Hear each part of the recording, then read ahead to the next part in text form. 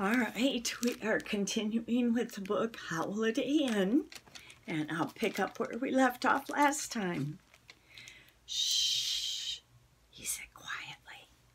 Not so loud. We'll get out of here, pal. Don't worry about it. Oh, I'm not, I answered. At least, I think I'm not.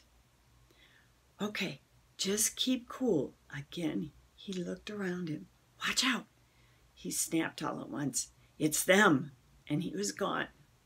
I cast my eyes in the direction he'd just been looking and saw Harrison and Jill coming out with our dinners. Oh no, Jill was saying. Will you look at that? Lyle's gotten out again. He's a regular terror. Come on, Lyle. Let's go now. Come on. Be a nice kitty.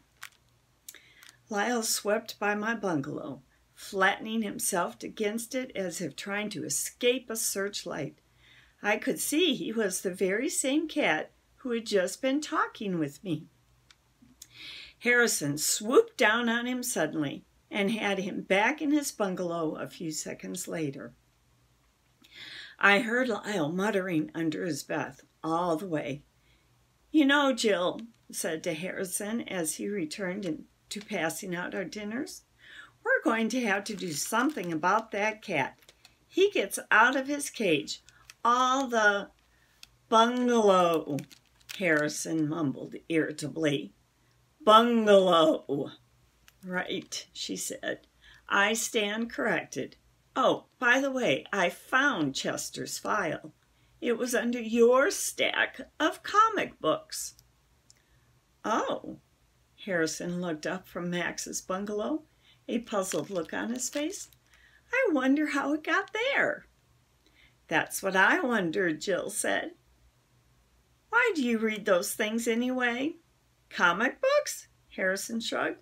It's something to do, he simply said. Jill stopped where she was and regarded Harrison. Shaking her head, she said, What are you going to do, Harrison? Read comic books all your life? Don't you want to be something? You mean like go to college? He asked. No, thanks. I don't have time. I want to retire at 21. All I have to do first is to make $1 million. Oh, is that all? Jill replied. And how will you do that, may I ask? That is what I haven't figured out yet. But don't worry, I will. I'm thinking all the time. I'll bet you are, Jill said. I'll just bet you are.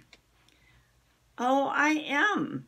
There was a growl of thunder. We'd better hurry, Harrison said. It may start raining soon. Quickly, they finished dishing out our food and started toward the door. Jill turned back. Okay, everyone, she called out. Enjoy your dinners. I'll check in on you later.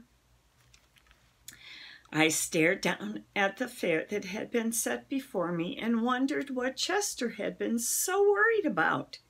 After all, any place that would put a sprig of parsley on top of a bowl of dog food couldn't be all that bad. Mold, rainwater, indeed. And I dug in. It was much later that night when we first heard it. Jill had already checked in on us as promised, and now the sounds of snoring and deep breathing convinced me that most of the guests at Chateau Bow Wow were already fast asleep. I was thinking what a strange bunch they were. Max, Louise, Georgette, Lyle, Dr. Greenbrier, Harrison, and Jill. Who would I meet tomorrow? I wondered.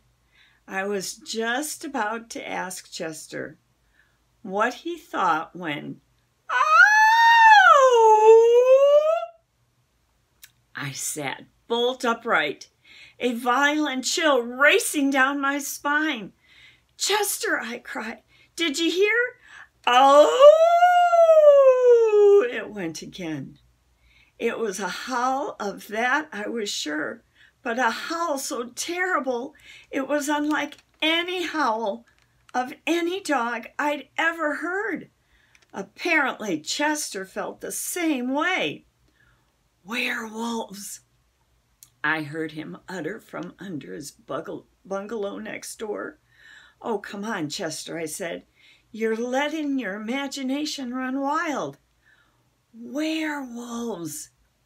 he exclaimed again as the howls reverberated through the night air, alternating with the thunder, which was growing in loudness and intensity. "Beware," Chester hissed at me.